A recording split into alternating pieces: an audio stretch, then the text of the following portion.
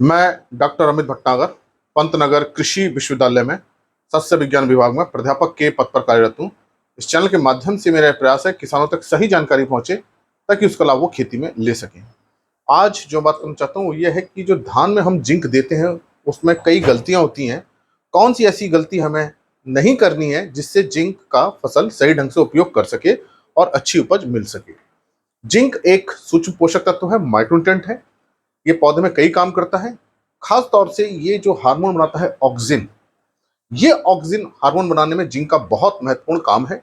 इस हार्मोन की वजह से ही पौधे की बढ़वार होती है, कल्ले निकलते हैं, पौधा अपनी लंबाई पकड़ता है। और जिंक की अगर कमी होती है धान के अंदर तो पत्तियां भूरी पड़ जाती हैं, सूख जाती हैं और कल्ले नहीं निकलते, पौधे की लंबाई बहुत छोटी रह जाती है और इसी को हम खैरा रोग कहते हैं। जिंक डालने के बाद भी ये समस्या आ सकती है क्योंकि अगर हम सही ढंग से सही समय पर सही तरीके से जिंक नहीं देंगे तो फसल उसको सही ढंग से नहीं ले पाती और हमारा जो खेती का खर्चा होता है बढ़ता है, उत्पादन में कमी आती है जिससे हमें नुकसान होता है। तो क्या ऐसी गलतियां हैं जो हमको नहीं करनी है, वो पहले हमें समझना है। देखिए, जिंक जो है कोई भी पोषक तत्व है, जिंक कोई भी पोषक तत्व वो सारा का सारा हमें बुआई के समय देना चाहिए। तो जो इसका देखिए जो समय है वो हमारा रोपाई के समय ही है। धान में हम रोपाई कर रहे हैं उसी समय हमें देना है, लेकिन इसको फास्फोरस वाली खाद के साथ नहीं मिलाना है। फर्टिलाइजर मिक्स में नहीं करना है डीएपी के साथ, चाहे एसएसपी है एनपीके है, उसको मिक्स नहीं करना है। एक दो दिन का अंतर रखना है दोनों को देने में। तो रोपाई के समय ही हमको ये जिंक देना चाहिए ताकि जड़ इसको ले सकें।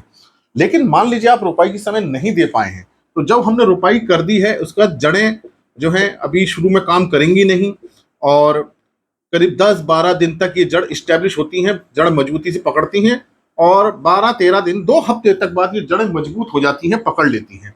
तो अगर ऐसे समय तक हम ऊपर से जिंक हम यहाँ डालते हैं और उसके बाद पानी दें तो ये थोड़ा जिंक नीचे तक पहुंचेगा। देखिए, जिंक मिट्टी में फिक्स हो जाता है, बहुत ज्यादा नहीं चल पाता है, ये भी फिक्स होता है। लेकिन अब तरीका यही है, पहले हम नमी में यहाँ थोड़ा सा नमी रहे, यहाँ जिंक हम डालें, जिंक सल्फेट डालें और या जिलेटेड जिंक डालें। अभी बात करेंगे जिलेटेड कब देना है और जिंक सल्फेट कब देना है। जो भी मात्रा है हम उसकी यहाँ डालें और फिर पानी दें तो ये जड़ तक पहुंच जाएगा। तो ये देखिए, जिंक देने का समय रोपाई है। अगर आप नहीं दे पा रहे हैं तो इसको हमें 20 दिन तक फिर हमें दे देना चाहिए या 3 सप्ताह तक इसके अंदर हमें दे देना चाहिए। 3 सप्ताह बाद या 20 से 25 दिन पे हम कह सकते हैं या 20 दिन बाद हम मान सकते हैं कि 20 दिन बाद इसको हम दे दें। तो ये इसका बहुत सही समय है रोपाई के समय। अगर रोपाई के समय नहीं दे पाए हैं तो 20 दिन बाद दे दें, जब जड़ मजबूती से पकड़ लें ताकि उसका अवशोषण कर सकें। अगर जड़ें कमजोर रहेंगी तो फिर जिंक को नहीं पकड़ पाएंगी। तो प्रॉब्लम ये होती है कि हमने बहुत बाद में दिया तो जड़ें उसको नहीं पकड़ पाती क्योंकि ऊपर से डालने पर मिट्टी में फिक्स हो जाता है, नीचे नहीं जा पाता है। तो 20 दिन तक हमें जरूर दे देना चाहिए। अब बात करते हैं मिट्टी की पीएच। ये बड़ा इंपॉर्टेंट फैक्टर है जिंक में, क्योंकि अगर पीएच 7.5 से अधिक है और ये अधिक जो पीएच होती है उसमें लवणों की अधिकता हो, क्षार हो, सोडियम हो तब ज्यादा होती है, कार्बोनेट हो, कैल्केरियस सॉइल हो, तो इस प्रकार की मिट्टी में पीएच ज्यादा रहेगी, 7.5 रहेगी। और ऐसी मिट्टी में जब हम जिंक देते हैं तो जिंक अघुलनशील हो जाता है, वो ऑक्साइड्स बना लेता है, हाइड्रोक्साइड्स बना लेता है और ये पानी में घुलता नहीं है। तो जब हाइड्रोक्साइड होते हैं या ऑक्साइड होते हैं या जिंक के कार्बोनेट्स होते हैं, वो पानी में जब घुल नहीं पाते तो जड़ें उसको ले नहीं पाती हैं। कोई भी न्यूट्रिएंट जड़ें तभी लेती हैं जब वो पानी में घुल जाए, आयनों में टूट जाए। तो ये आयन में नहीं रहता। जिंक ऑक्साइड आयन में नहीं है, जिंक हाइड्रोक्साइड भी आयन में नहीं है, जिंक कार्बोनेट भी आयन में नहीं है।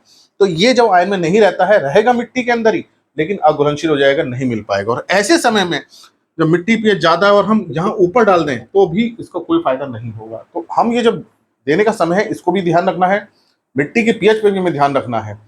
तो ऐसी मिट्टी जिसमें ज्यादा है, यहां आप फिर मिट्टी में नहीं डालें, इसको जिंक सल्फेट को नहीं डालें। इसमें हमको चिलेट जिंक हमें देना चाहिए। फिर चिलेट जिंक को मिट्टी में दें, हम मिट्टी में दें इसको हम, और जो जिंक सल्फेट है उसका हम स्प्रे करें। जिंक सल्फेट का स्प्रे, जिंक सल्फेट का छिड़काव करें। इस बात को ध्यान रखें कि अगर हमारी मिट्टी की पीएच ज्यादा है तो वहां चिलेट जिंक मिट्टी में दें, या जिंक सल्फेट हमारे पास 33% वाला है या 21% वाला है तो हम इसका छिड़काव करें। छिड़काव कितना करना है, ये हमें करना है 0.5%, मतलब कि ये 5 ग्राम जिंक सल्फेट 1 लीटर पानी में घोलना है। तो इसको दें। और अगर चिलेट वाला जिंक है, देखिए चिलेट वाला जिंक महंगा आता है, ये करीब मिट्टी पर निर्भर करता है, 2 से 3 किलो 1 एकड़ में पर्याप्त हो जाता है। 2 से 3 किलो 1 एकड़ में, ये 1 एकड़ में डालना है हमको। तो इस बात को ध्यान रखना है कि मिट्टी की पीएच अगर 7.5 से ज्यादा है, तो चाहे रुपाई के समय हम दे रहे हो या हम रुपाई के बाद ना दे करके 15 दिन बाद या 20 दिन बाद जब हम दे रहे हैं, तो फिर हम चिलेट जिंक का ही प्रयोग करें। वहां जिंक सल्फेट हम नहीं डालें जो 33% वाला या 21% वाला होता है। फिर उसका हम जब फसल रुपाई के बाद उसका छिड़काव करें 0.5%, 5 ग्राम प्रति लीटर का। होता यह है कि मिट्टी की पीएच ज्यादा होती है, ऐसे में हम जिंक सल्फेट डालते हैं, वो अघुलनशील हो जाता है, फसल को मिल नहीं पाता, तो हमारा खेती का खर्चा तो बढ़ता है, उत्पादन में कोई बढ़ोतरी नहीं होती। तो ये मिट्टी की पीएच बहुत इंपॉर्टेंट फैक्टर है, इसको भी आपको ध्यान रखना है। मिट्टी की इसलिए पीएच की जांच कराते रहना चाहिए कि 7.5 से ज्यादा तो नहीं हो रही है। अगर मिट्टी अम्लीय है या उदासीन है, फिर आप कुछ भी दे सकते हैं, चिलेट जिंक भी दे सकते हैं, जिंक सल्फेट भी दे सकते हैं। वहां फिर हमें जिंक सल्फेट देना चाहिए क्योंकि जिंक सल्फेट सस्ता होता है, तो खेती का खर्चा हमारा कम आता है। चिलेट जिंक महंगा है, लेकिन चिलेट जिंक आपको उन मिट्टियों में देना चाहिए जहां की पीएच 7.5 से ज्यादा है। इसका देखिए देने का तरीका ये भी मैंने डिस्कस किया, ये कि हमें मिट्टी में देना है या हमें छिड़काव करना है। तो अभी मैंने बताया ये निर्भर करेगा हमारी मिट्टी की पीएच क्या है। दूसरा, हमारी फसल की अवस्था क्या है। फसल की अगर बढ़ गई है, 20 दिन 25 दिन 30 दिन की हो रही है, तो मिट्टी में डालने का कोई फायदा नहीं होगा। फिर हमें छिड़काव करना चाहिए जिंक सल्फेट का। 5 ग्राम जिंक सल्फेट 1 लीटर पानी में घोल करके हम छिड़काव करें। और अगर हम 2 छिड़काव कर लेते हैं 10 दिन के अंतर पर, तो जिंक की पूर्ति हो जाती है। तो ये भी बड़ा इंपॉर्टेंट है कि हमारा देने का तरीका क्या होना चाहिए। मान लीजिए आप 20 या 25 दिन बाद हम देने जा रहे हैं और जिंक सल्फेट है, तो फिर आपको खेत में नहीं डालना उसको, क्योंकि वो मिट्टी में ऊपर ही रह जाएगा। तो तरीका फिर यही है कि अगर हमारी फसल बढ़ गई है, बढ़वार में आ गई है और अब टिलरिंग होने वाली है, उसमें पत्तियां भूरी हो रही हैं, जिंक की कमी आ रही है, तो हम छिड़काव करें, खेत में नहीं डालें। तो कोशिश आप यही करें कि हम रोपाई के समय दे दें ताकि आने वाले समय में उसमें कोई कमी ना हो। और अगर 20-25 दिन बाद आप दे रहे हैं, तो अभी ज्यादा दिन नहीं हुए हैं रोपाई के और मिट्टी की पीएच 7.5 से कम है, तो वहां आप चिलेट जिंक दें। इस बात को समझें, मिट्टी अगर अम्लीय है या उदासीन है तो वहां चिलेट जिंक दे दें। 2 से 3 किलो मात्रा 1 एकड़ के लिए प्राप्त होती है। नहीं तो आप जिंक सल्फेट का छिड़काव करें।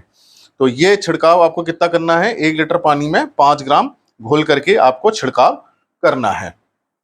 तो 10 लीटर पानी में कितना लगेगा, 50 ग्राम लगेगा, और 100 लीटर पानी में ये 500 ग्राम लगेगा।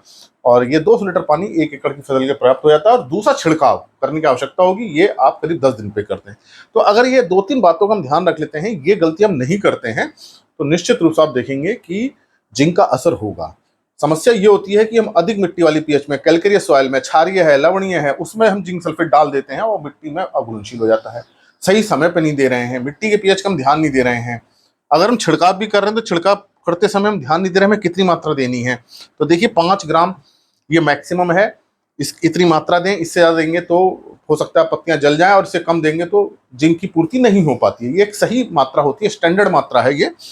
1 लीटर पानी में 5 ग्राम जिंक सल्फेट, चाहे 21% वाला मिल जाए, 33 वाला मिल जाए, आजकल 33 वाला बाजार में आ रहा है, उसको आप घोल करके छिड़काव कर दें सही ढंग से पत्तियों पर, फसल पर।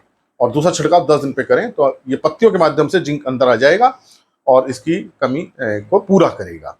तो अगर आप इन बातों में ध्यान रखेंगे, निश्चित रूप से आप देखेंगे कि जिंक देने का लाभ नजर आएगा और उत्पादन अच्छा होगा, टिल्लिंग फुटाव अच्छा होगा, धान की फसल लंबाई पकड़ेगी और उसका रंग भी हरा रहेगा, और उसका जो क्रियाएं हैं उसके अंदर की पौधे की वो भी अच्छी होंगी। तो इस प्रकार के लेक्चर्स को देखने के लिए कृषि किसान प्लेलिस्ट देखिए। और भी बहुत सारे लेक्चर हैं प्लेलिस्ट में, आप उनको भी देख सकते हैं जो एग्रीकल्चर के कोर्स से रिलेटेड हैं। और अगर चैनल सब्सक्राइब नहीं किया है तो सब्सक्राइब कीजिए। धन्यवाद।